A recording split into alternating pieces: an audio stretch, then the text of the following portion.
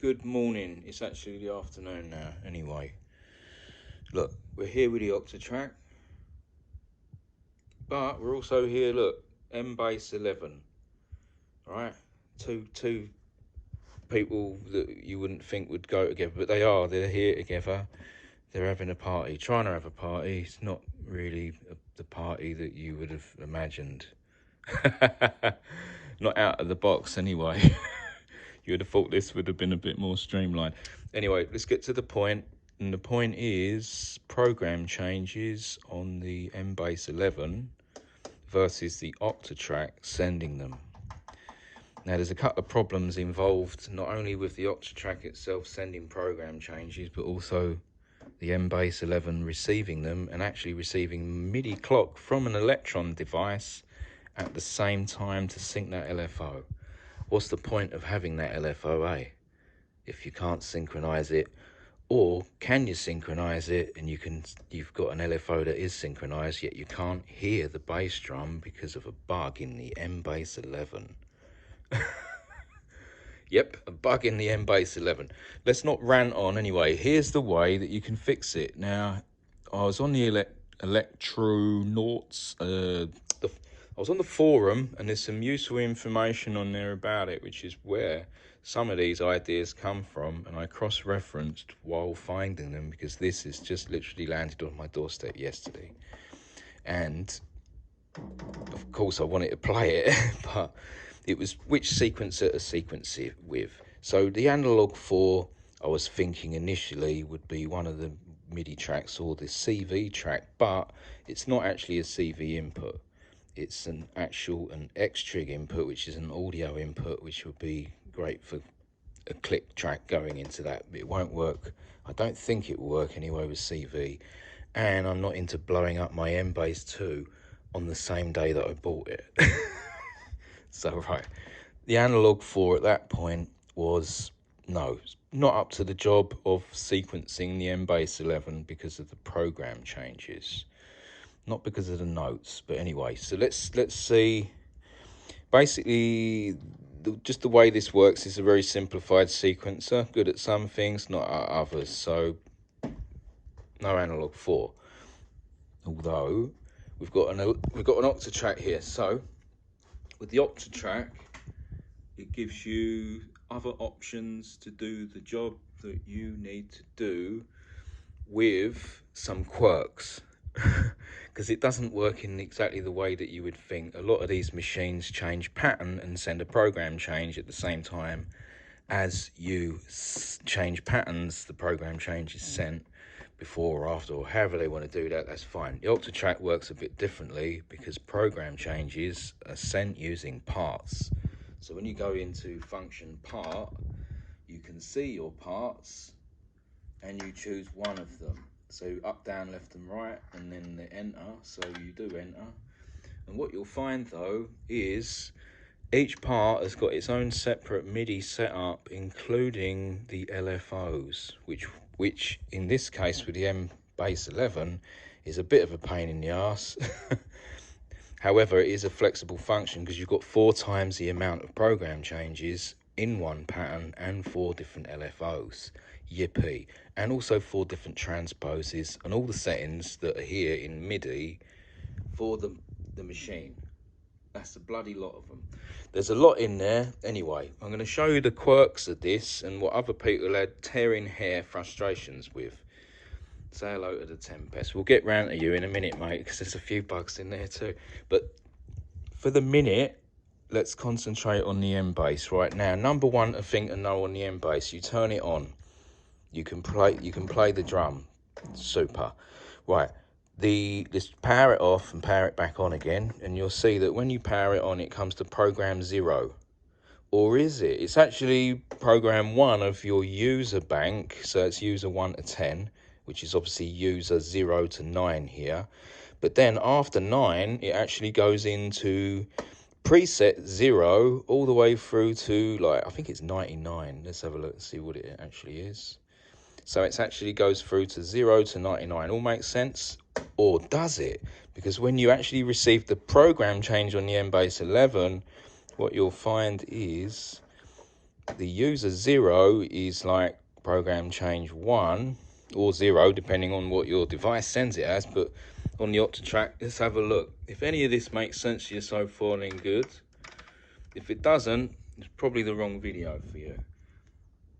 There's the MIDI note setup. So we're double pressing playback to get into that while in the MIDI mode.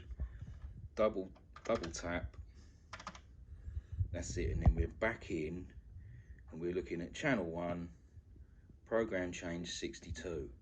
So we're on 62 here. So when I press yes, so I'm going to go on to the parameter. I'll dial that.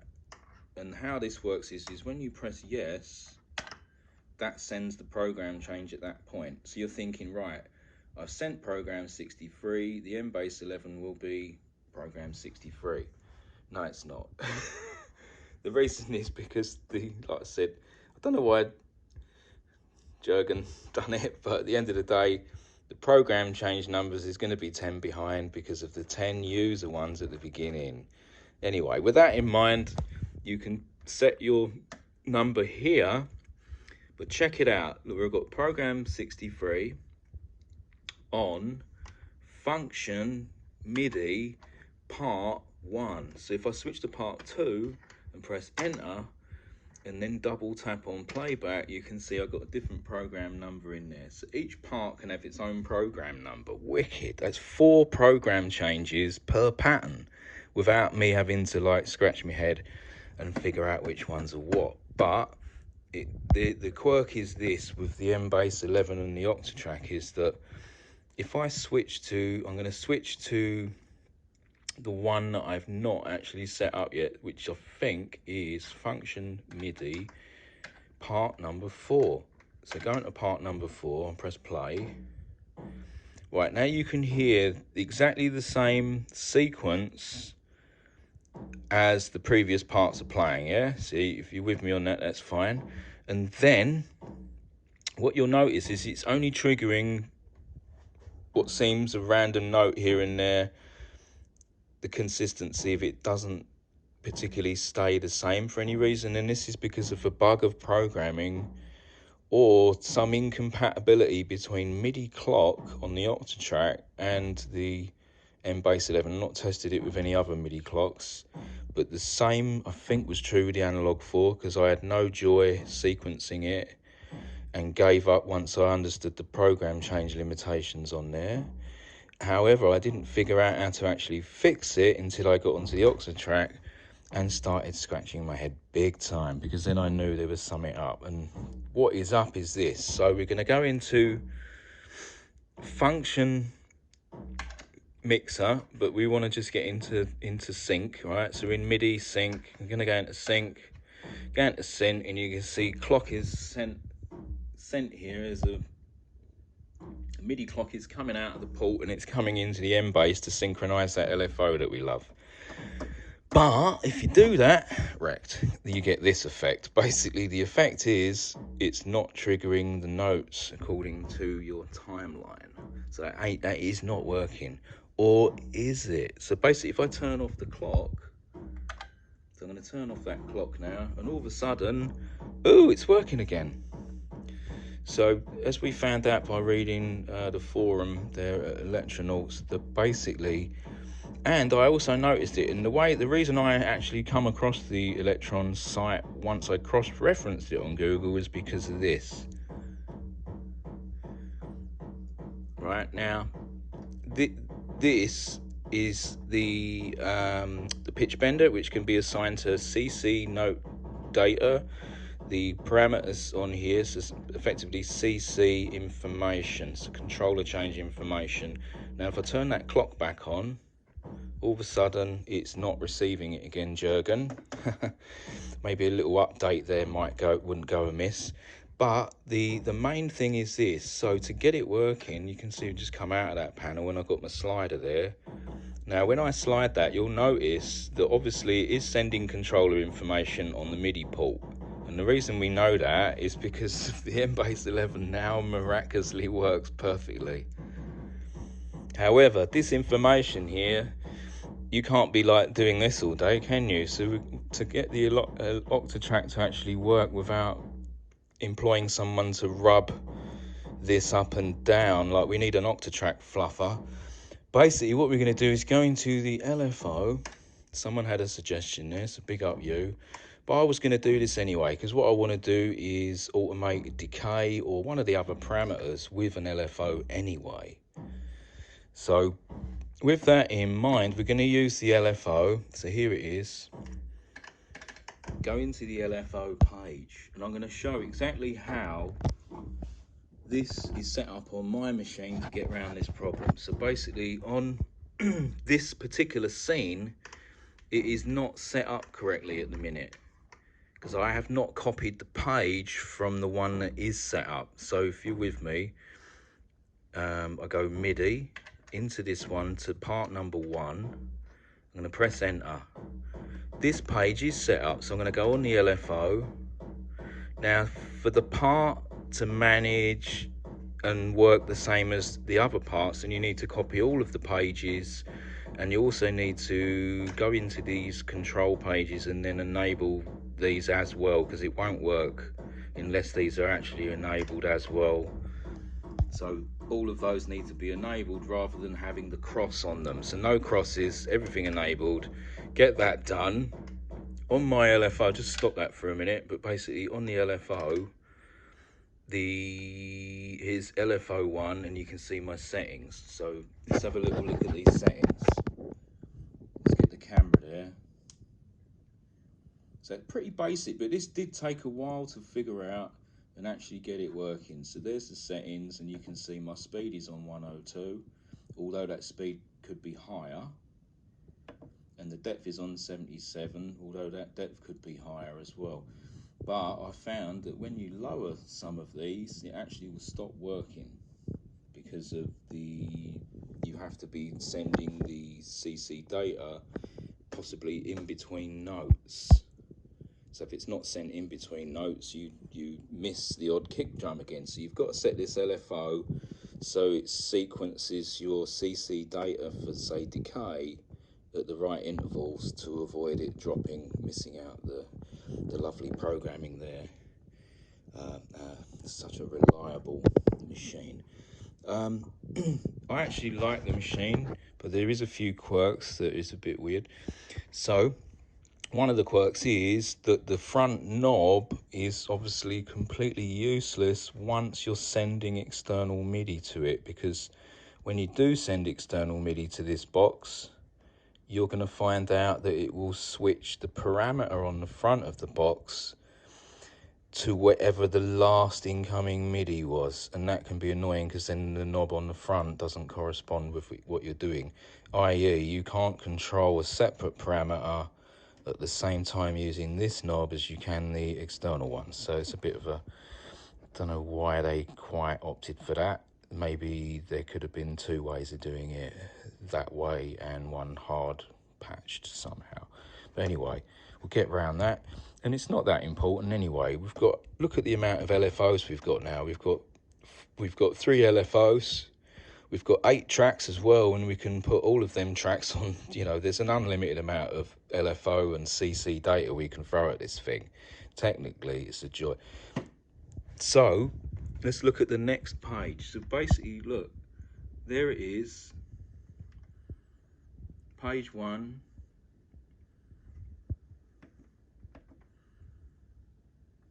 Page 2.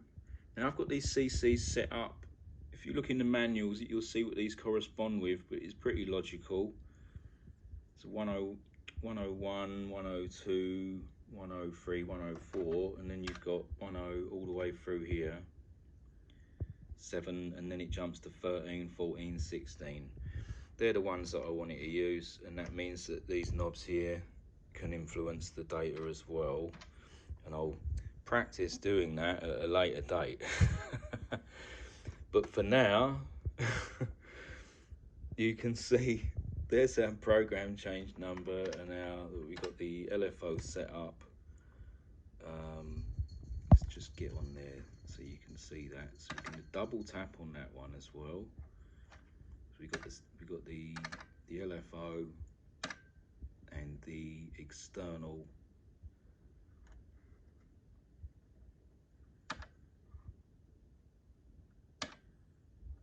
all good. Right, now when we play this back then, let's see what happens.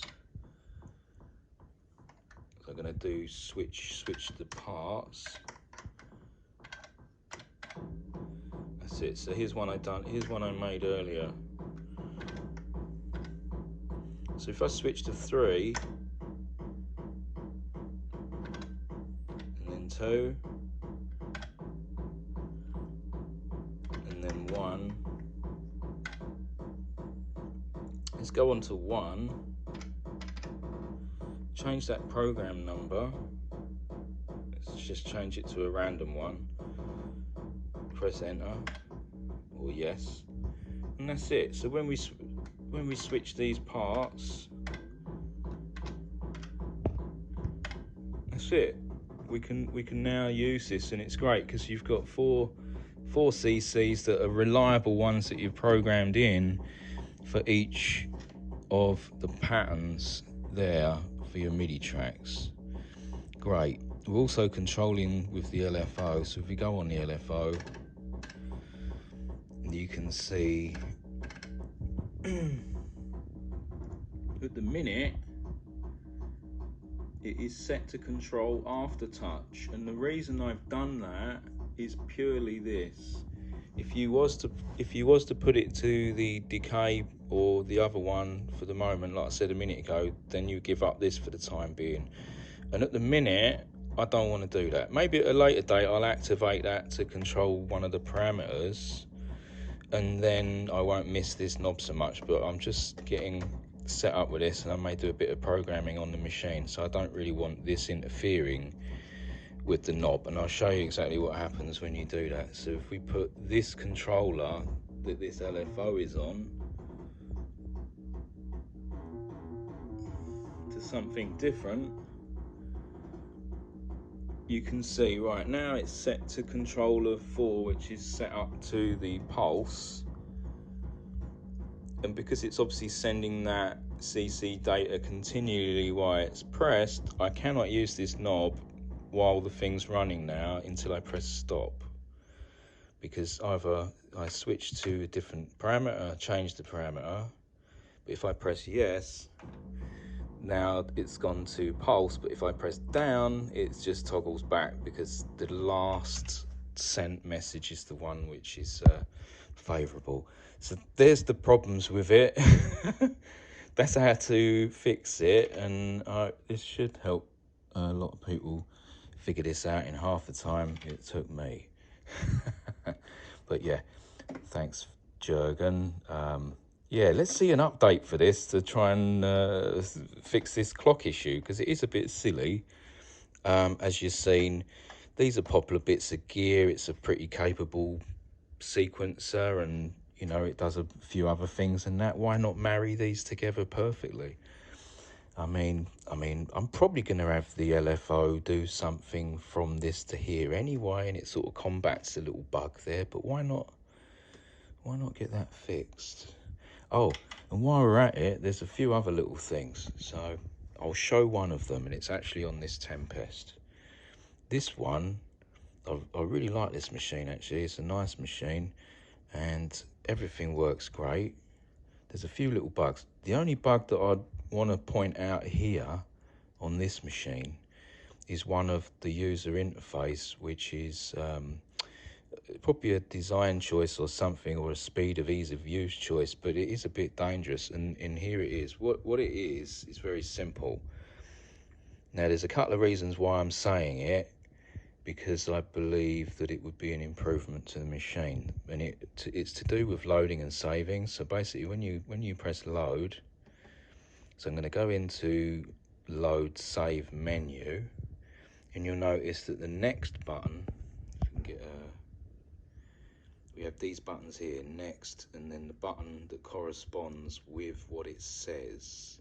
And you'll notice the one over here gives you another reference to say, well, it's to do with loading and saving. And there's also another button underneath that one. There's also a button underneath here but it's mainly this button is the one that you need to be careful with, because if you was to do this, for instance, save load, and you're going to be saving a project, save project, say you've altered your project and you want to save it, but you want to save it by pressing next. So we're going to press next. Now, at this point, you would expect the GUI, as a first-time user as well, this icon says save project. I'm not sure if you can see that, but it says save project. So you would think at this point, save project would be the down key. It's not. It's actually the same key that you used to come into the project. That's dangerous. And there's another reason why it's not.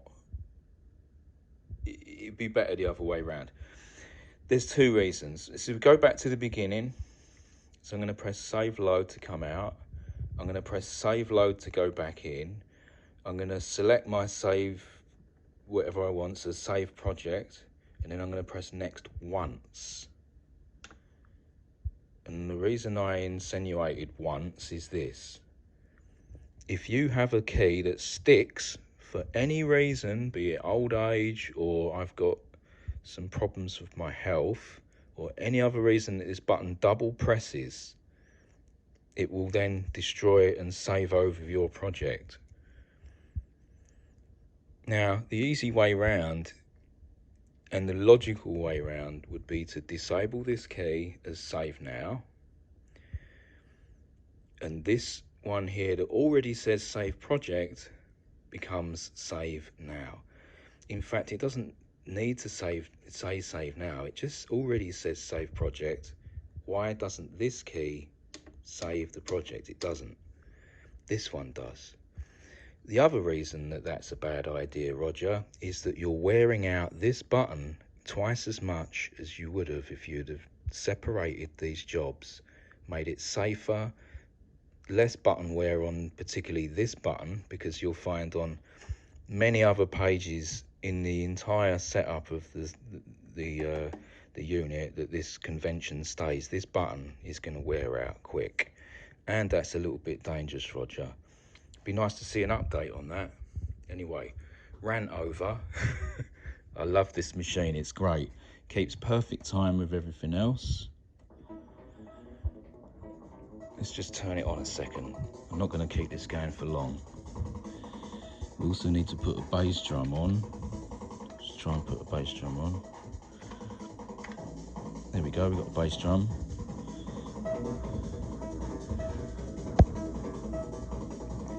Look what we can do now. Excellent. We've got our kick drum on here. We've got some synthesizers here. We've got some acid. Excellent. Right, turn that down. Look, Tempest.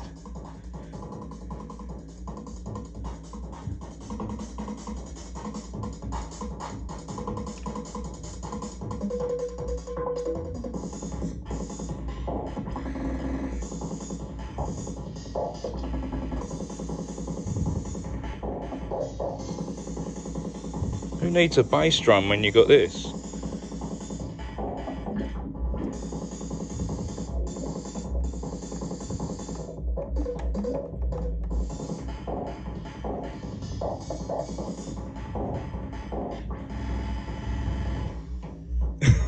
It's just excellent. However, that is dangerous. It did happen to me once already, so I'm going to hold up my hands, and it did catch me out. Hence, it's a valid. Certainly, I think it's a valid.